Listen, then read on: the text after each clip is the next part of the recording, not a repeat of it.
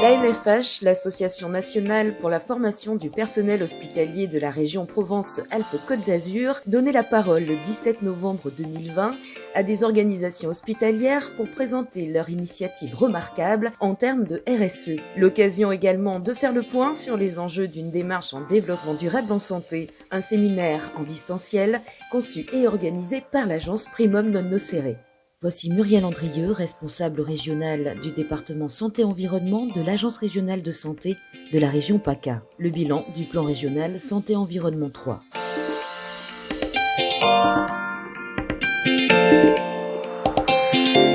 Je voulais d'abord saluer l'engagement des établissements. Vous êtes nombreux à avoir rejoint la démarche que nous portons en fait au travers d'une plateforme collaborative et qui permet aux établissements à la fois d'échanger et de trouver sur ce réseau finalement des solutions aux grandes problématiques posées par les changements environnementaux et les réglementations à venir.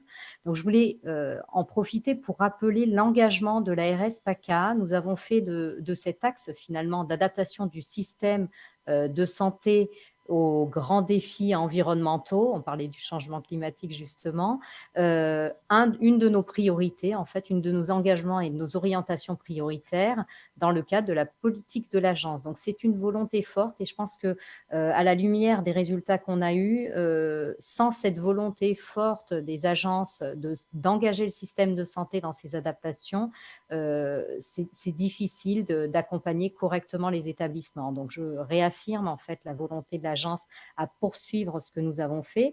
Aujourd'hui, nous avons 6 axes de développement durable sur lesquels nous accompagnons les établissements. Donc, l'énergie, la restauration, l'utilisation, la réduction de l'utilisation des biocides, la gestion donc des résidus médicamenteux, la réduction des déchets d'activités de soins à risque et l'évolution des pratiques de tri, et de façon transversale, en fait, un travail sur les achats responsables de façon à à la fois réduire les coûts et s'inscrire dans la transition écologique indispensable à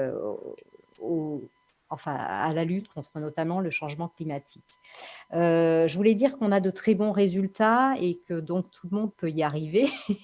En 2012, Philippe Carinco nous avait déjà accompagnés et suggéré l'idée de mettre en place le bionettoyage pour réduire l'utilisation des biocides. Aujourd'hui, 97% des établissements qui sont engagés dans la démarche ont mis en place ces pratiques de bionettoyage. Donc, c'est faisable et on voit qu'on a une économie substantielle de coûts. Sur les DASRI, qui sont un sujet plus réglementaire, mais pour lequel parfois on a des difficultés à appliquer justement cette réglementation et on peut vous accompagner à améliorer le tri des déchets. On a 74% aujourd'hui des établissements qui ont amélioré le tri des déchets. Donc, tout ça pour dire que les résultats sont là, 3 ans après avoir engagé cette démarche, et je remercie l'ensemble des partenaires et l'ensemble des établissements qui nous ont rejoints. L'ambition maintenant, c'est de continuer à anticiper finalement les obligations réglementaires qui vont arriver, en particulier dans le domaine énergétique. Il y a un gros travail à faire et l'ADEME PACA nous a rejoints et je pense qu'on va arriver dans les prochaines années à conditionner finalement une partie des plans d'investissement que l'ARS fait dans les établissements à de réels efforts pour anticiper et mettre en œuvre la future réglementation sur la réduction des dépenses énergétiques. Aujourd'hui, les bâtiments et finalement les équipements des établissements sanitaires doivent pour plusieurs être revus de façon à ce qu'on arrive à atteindre ensemble les objectifs. Le plan de relance, d'ailleurs, a proposé la rénovation de plusieurs établissements publics. Quelques mots sur le PNSE 4. Aujourd'hui, le PNSE 4 est finalement un plan qui est sorti dans une version projet qui est soumise à la consultation jusqu'au 9 décembre et je vous encourage à aller le consulter et faire vos observations parce que si en PACA, l'Agence régionale de santé a fait d'une de ses priorités la datation du système de santé aux enjeux environnementaux, à la fois en matière de développement durable, mais pas que, l'entrée de la prévention à l'hôpital et la formation des professionnels de santé aux risques environnementaux sont aussi dans cette cible.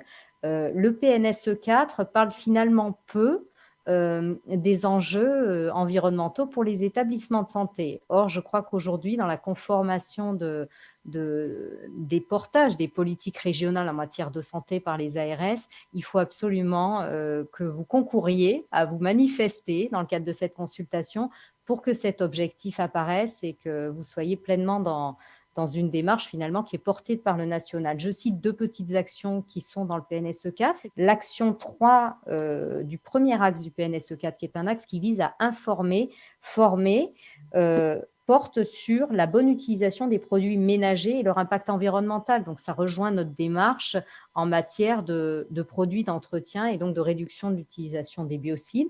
On a également dans l'axe 2, qui vise à réduire les expositions environnementales, une action qui est l'action 13, qui est améliorer la qualité de l'air intérieur, au-delà des actions à la source sur les produits ménagers et les biocides. Donc, on retrouve quand même des thématiques qu'on travaille maintenant depuis près de 8 ans en région PACA, mais c'est insuffisamment développé. Donc, je vous encourage, au titre des fédérations, au titre des établissements, à mettre des remarques pour qu'on intègre ces enjeux de développement durable dans les établissements de santé et que ce soit un des axes du plan national santé-environnement. Alors, je sais qu'il a été demandé, et je trouve que c'est une très bonne idée, à ce qu'on ait en complément des 4 axes qui sont actuellement dans ce plan. Je vous ai cité les 2 premiers, le 3e, c'est l'action des territoires et le 4e, c'est connaître les effets, enfin c'est la recherche. Il est proposé que soit adjoint un 5e axe, et je serais ravie que vous puissiez aussi porter cette demande, qui serait sur le One Health. Et je terminerai là-dessus, parce que je pense qu'aujourd'hui, la santé humaine, et le Covid l'a montré, est indispensable à la fois de la santé de nos écosystèmes et de la santé animale. Ce sont 3 piliers de notre santé.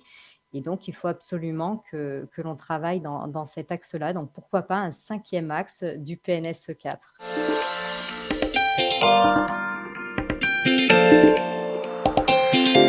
Un podcast produit par la NFH et réalisé par l'agence Primum Non Nocere.